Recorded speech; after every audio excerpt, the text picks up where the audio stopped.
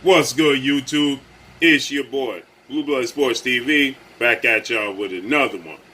So, well-renowned trainer, Hall of Famer, turned colorful analyst, legend, Teddy Atlas.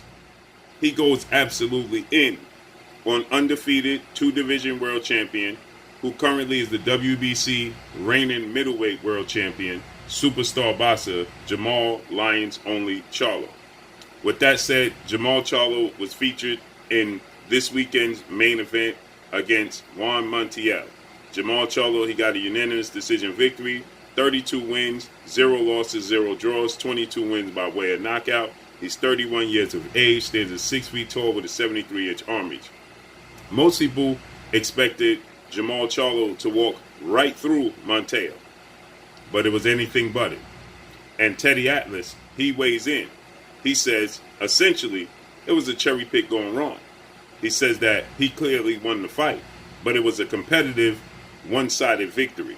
Okay? He says that Montiel surprised him and the world because he showed, to a degree, he said that JERMALL CHARLO essentially was exposed. He says that JERMALL CHARLO was getting hit very, very easily. He says JERMALL CHARLO has not improved. He's not gotten better, and maybe he hasn't gotten better due to the fact that the level of opposition that he's currently fighting. He says that JERMALL CHARLO, at this point in time, he believes that he's comfortable where he's at.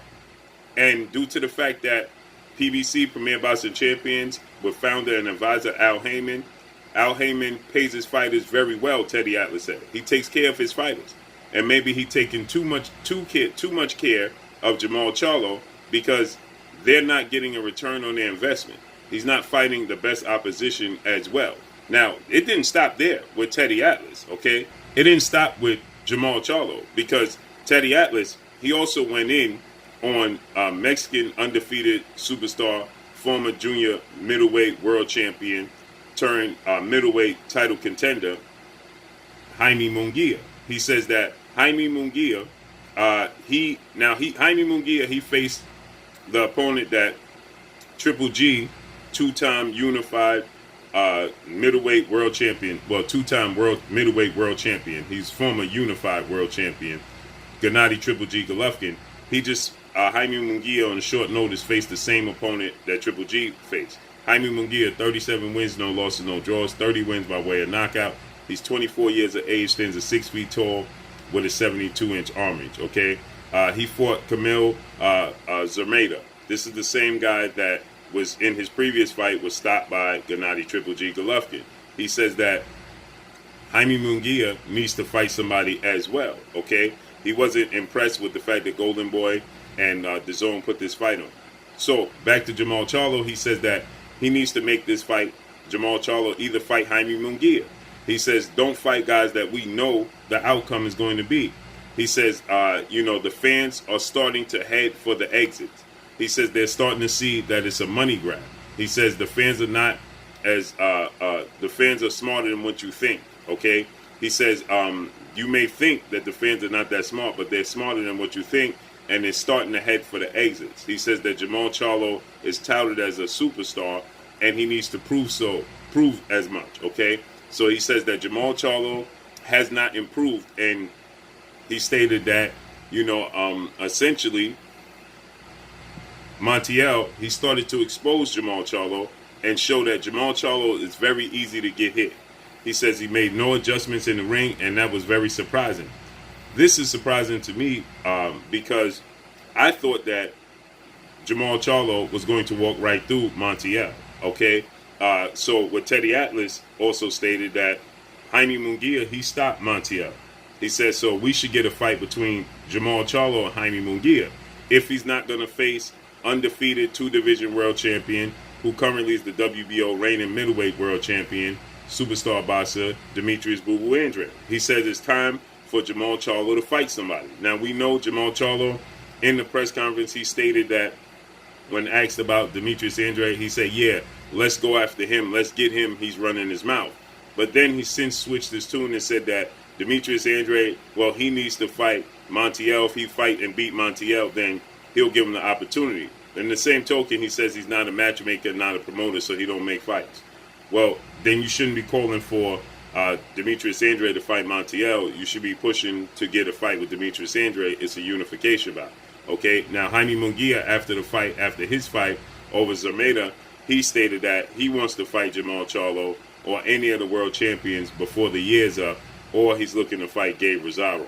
But he wants to fight a world champion. And obviously, there's 2 world champions available, that being Jermall Charlo, that being Demetrius Andrade, because we know Canelo Alvarez is not coming down to 160. Okay, 4-division world champion, Mexican superstar boxer, who is currently the unified super middleweight world champion, and he's looking to become undisputed at 168. So he's not coming back down to 160. So that means that Gennady Golovkin is going to be headed towards a fight, a unification bout with Murata. This is already well publicized. We know that they're looking to have a fight where Murata and Gennady Triple G Golovkin will be featured on the same card against other opponents. And then December 31st, the end of the year, which is a holiday in Asia, they want to celebrate and represent that and have a fight against one another in unification bout. So that means that both of those guys are off the table. So for Jaime Munguia, he can either get Demetrius Andrade, which should be easy to make because Demetrius Andrade is on DAZN, so they fight on the same network, the same platform, okay? It would be more difficult for him to fight Jermall Charlo because Golden Boy would have to do business and he would have to go to Showtime because Jermall Charlo is clearly the bigger name. That's another thing that Jermall Charlo stated, that it's difficult to make a fight with Demetrius Andrade because they're on 2 different sides of the street, okay? This needs to do away with, okay? There should be no different sides of the street. If you hold a sanctioned body, that needs to be invisible, okay? It just needs to boil down to making these fights, the best fighting the best. And so Teddy Atlas, he went in and he stated, this is the reason why UFC is kicking the butt of boxing, because they're putting the best fights on, the best of fighting the best, and you're not getting that in the sport of boxing. We're getting a bunch of one-sided fights where you know the outcome. It just happened so in this fight with Jermall Charlo that Montiel, he surprised everybody. He was much better than everybody thought, and he went in there and he, proved that he was going to be a tough out. To many people's surprise, he was unorthodox. He was tricky, and Teddy Atlas said that's a difficult style to defeat. But you expect Jermall Charlo, of the skill set that he has, the athletic ability that he has, you expect him to dominate the fight. It was clear here that Jermall Charlo essentially doesn't have any special effects, like Floyd Mayweather always says. When he talked about Triple G, there's no special effects. It's just a hard hat, lunch pail, come forward, athletic, tough, physical guy, okay? He doesn't have great footwork. He's not the quickest guy, but he's big, he's strong, he's tough, and it's a lunch pail, hard hat mentality, okay? But when you face certain guys that are like Demetrius Andrade, that are versatile. Demetrius Andrade has shown now to be a chinny, okay, to say the least. He was in a fight with Liam Williams that he looked vulnerable in a fight that you expect a guy with the skill set, the southpaw, the size, the range, and the ring IQ and the mindset of Demetrius Andrade. You expect him to just go in there, and it shouldn't be a competitive fight. And again, that fight was competitive. And a big reason due to these things, as well as Teddy Atlas said, is inactivity.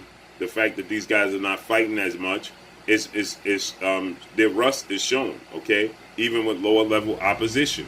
And that is true. This is a fight where, you expect Demetrius Andrade to blow out Liam Williams, and you expected Jermall Charlo to blow out Montiel.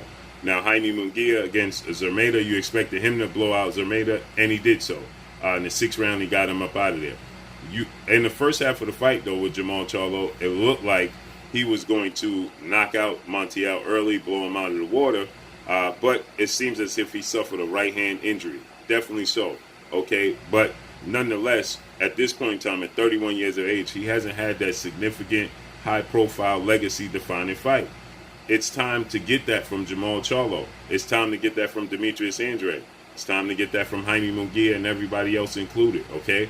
And Teddy Atlas is saying now it's time for JERMALL CHARLO to fight somebody. We don't want to see JERMALL CHARLO fighting B and C level opposition, fights that you know he's going to win, and you just at some point in time, you know, a broke clock is right twice a day. Okay, so you get one of these fighters that puts up a tough fight, tougher than expected, and that's it. So he related it to, he says it's just like you walking past Macy's and they advertising something in the window, and then you go in the store and they telling you, yeah, well, we don't have that, but we do have this. I want to show you something else.